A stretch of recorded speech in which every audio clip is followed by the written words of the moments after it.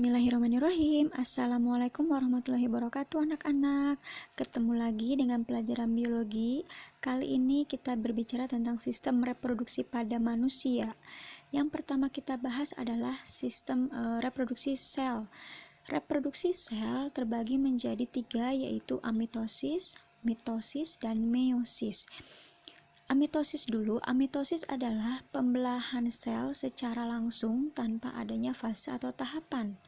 Terjadi pada organisme uniselular atau hewan bersel satu. Contoh, hewan protozoa. Mungkin kalian masih ingat di kelas 7, protozoa itu contohnya adalah Euglena viridis, Paramecium, amuba, dan teman-temannya. Dan kingdom Monera-nya adalah bakteri yang melakukan pembelahan amitosis ini. Maksudnya pembelahan amitosis adalah misal ada satu sel, ini adalah sel induk akan membelah menjadi 2 langsung tanpa adanya tahapan atau fase tertentu. Nanti sel anakan ini akan membelah lagi menjadi 2 masing-masing, maka begitu seterusnya. Ini disebut sebagai pembelahan amitosis. Sedangkan pembelahan mitosis adalah pembelahan melalui 4 tahapan. Tahapannya adalah dekingnya kita mudah menghafal dengan promat. Pro-M-A-T. Pro yang pertama profase, metafase, A anafase, dan T telofase. Kalau meiosis adalah 2 kali tahapan mitosis, artinya 2 kali promat ini. Berarti profase, metafase, anafase, telofase berulang kembali dari profase kembali, metafase, anafase, dan telofase terakhir. Oke, sekarang kita ke perbedaan mitosis dan meiosis. Untuk perbedaan pertama, jumlah sel anak yang dihasilkan. Kita ibaratkan begini, ini ada sel induk. Sel induk akan mengalami pembelahan menjadi 2 sel, 1 kali tahap pembelahan, maka anaknya hanya akan menghasilkan 2 sel anak. Sedangkan pada meiosis, 1 sel induk akan mengalami 1 kali tahap pembelahan menjadi 2 sel anak dan akan mengalami lagi 2 kali tahap pembelahan menjadi 4 sel anak. Jadi menghasilkan 4 sel anak yang dihasilkan. Yang kedua, jumlah kromosom sel anak. Kromosom artinya ada yang diploid, ada yang haploid. Diploid artinya sepasang, haploid artinya sendiri. Misal, pada mitosis, sel induk ini 2N, maka anaknya akan menghasilkan kromosom yang 2N juga, sama-sama 2N. Ini adalah disebut sebagai diploid, artinya kromosom yang sepasang. Kalau pada pembelahan meiosis, jika induknya 2N, maka akan mengalami pembelahan, maka anaknya menjadi N atau haploid, semuanya haploid, membelah lagi menjadi 2 kali lagi, maka tetap anaknya dipertahankan terus haploid semuanya. Maka bedanya adalah jumlah kromosom anak pada mitosis adalah sama dengan kromosom sel induknya. Sedangkan pada meiosis akan menjadi setengah jumlah kromosom induk. Maksudnya tadi, jika induknya 2N, maka anaknya akan tetap di 2N. Seperti ini, 2N akan tetap membelah, tapi anaknya tetap 2N. Pada meiosis, ibunya 2N, tapi anaknya akan membelah menjadi N artinya lepas masing-masing. Jadi 2N menjadi N dan tetap dipertahankan jadi N, maka setengah jumlah induk kromosomnya. Tahap pembelahannya kita bisa lihat di sini tahapnya. Kalau pada mitosis hanya 1 kali pembelahan, pada tahap meiosis ada 1 kali pembelahan, 2 kali tahap pembelahan. Berarti terjadi kalau mitosis 1 kali pembelahan, meiosis 2 kali pembelahan. Tempat terjadinya kalau pada mitosis terjadi di sel tubuh. Nama latin sel tubuh adalah sel somatik. Sedangkan meiosis terjadi di sel kelamin. Sel kelamin contohnya adalah sperma dan ovum. Nama latinnya adalah sel gamet. Oke, tujuan untuk mitosis sendiri adalah untuk pertumbuhan supaya sel-selnya makin banyak, makin tumbuh lebih besar, dan juga untuk memperbaiki sel-sel yang rusak. Jadi bila ada kerusakan sel, maka memperbaikinya dengan cara mitosis. Sedangkan meiosis tujuannya adalah untuk mengurangi jumlah kromosom. Kromosom maksudnya adalah tadi sel induk yang 2N akan dikurangi menjadi N dan N, maka akan berkurang menjadi setengah jumlah induk.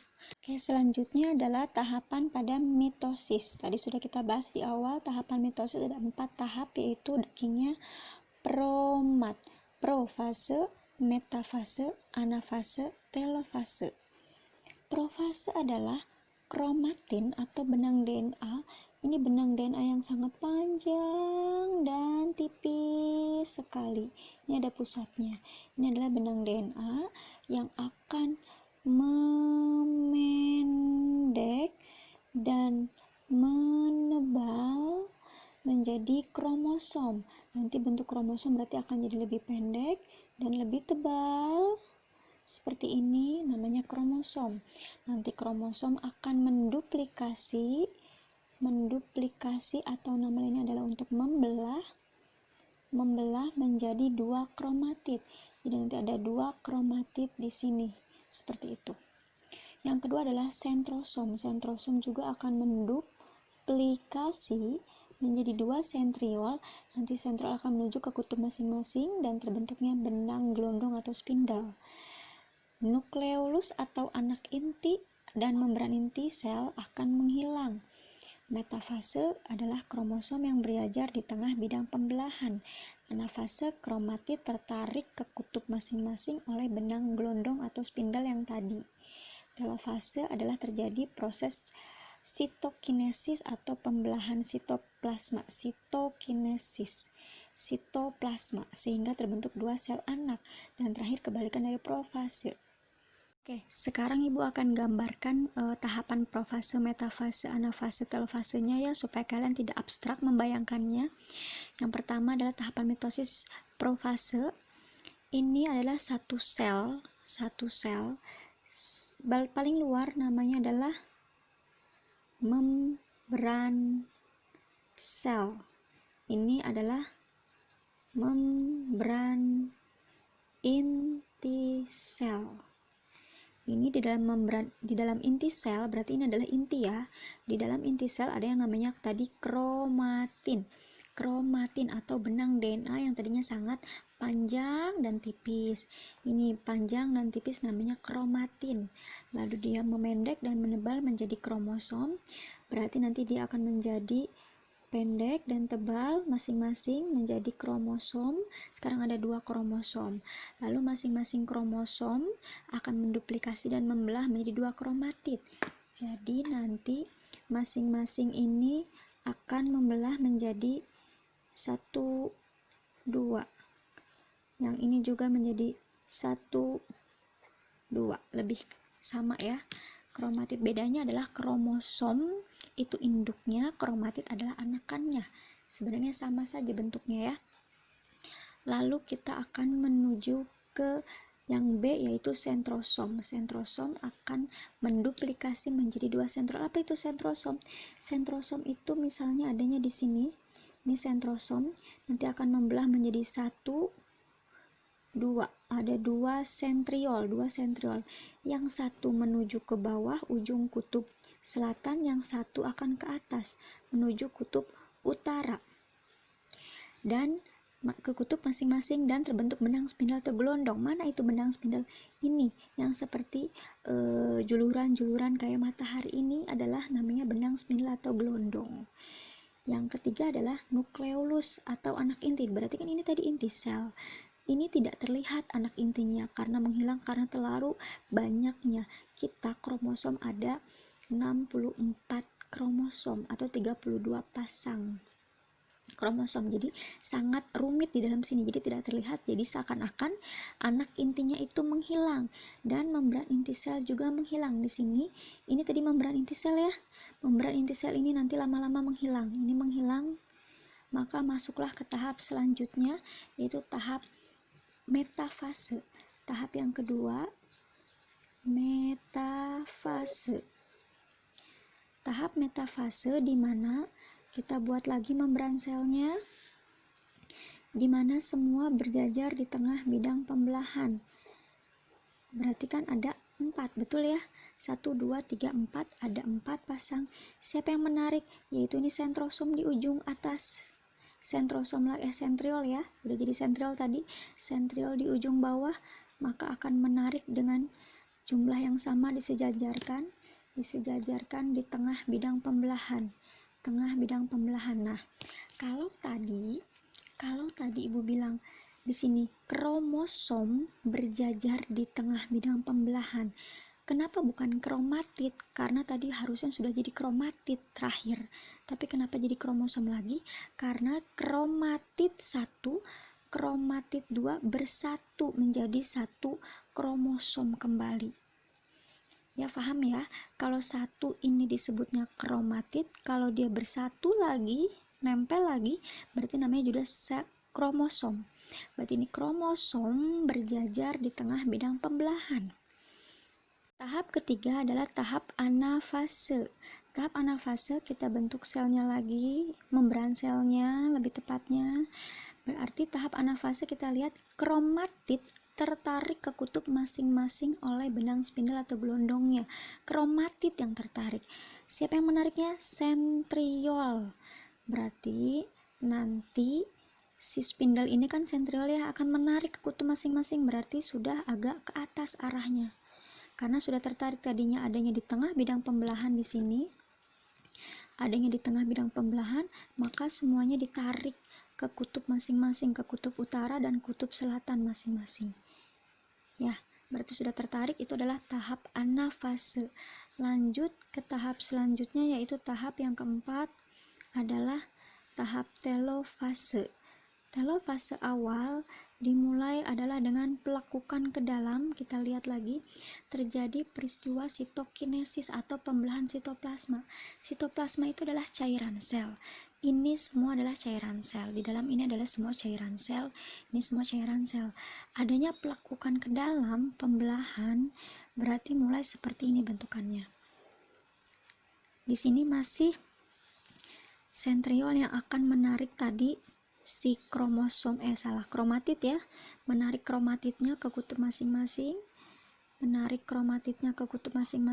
nih si kromatid ditarik oleh benang spindel, yang ini adalah sentriolnya. Sentriol ditarik oleh benang spindel, benang-benang ini ada pelekukan sedikit aja, nah itu sudah termasuk disebutnya adalah peristiwa sitokinesis. Jadi sitokinesis adalah pembelahan sitoplasma dimulai dari pelekukannya. Nanti berarti lama-lama pelekukan ini akan lepas. Akan membelah, lepas menjadi 2 sel anakan. Masuklah tahap 2 sel anak, kita bentuk. Ininya lepas ya. Sentriolnya di sini, maka nanti ada 2 sel anaknya, 2 sel anak. Bentuk lagi selnya, membran selnya ada 2 sel anak. Karena lepas, ini sentriolnya. Betul gitu ya. Nah, sekarang ini namanya sudah masuk ke telofase akhir, terbentuknya 2 sel anak. Dan yang kedua adalah cirinya kebalikan dari profase. Artinya kita mulai lagi tadi dari profase. Tadi kan kromatinnya memendek dan menebal, maka dia akan mulai memanjang kembali. Memendek menebal menjadi tadinya kromatid berubah menjadi kromosom lagi, kromosom berubah menjadi kromatin lagi. Ya, terus nanti sentriolnya tadi akan berubah menjadi sentrosom kembali. Dan nukleolusnya akan muncul kembali dan membran intinya juga akan muncul kembali. Yang tadinya membran inti dan anak intinya menghilang, maka sekarang akan muncul kembali. Kita bentuk sekarang membran inti selnya. Membran inti selnya muncul kembali. Jadilah ada 2 sel anakan yang sempurna. Inilah proses terjadinya mitosis. Dan kalau pada meiosis sebenarnya sama persis, hanya 2 kali tahapan mitosisnya aja. Jadi kalau meiosis, profase, metafase, anafase, telofase, 2 sel anak. Nanti sel anak ini yang 2 akan membentuk 2 sel, membentuk lagi seperti tadi, profase, metafase, anafase, telofase, sampai membentuk sel anaknya berarti 4, seperti yang Ibu jelaskan tadi di gambar awal ya. Ada 4 sel anakan.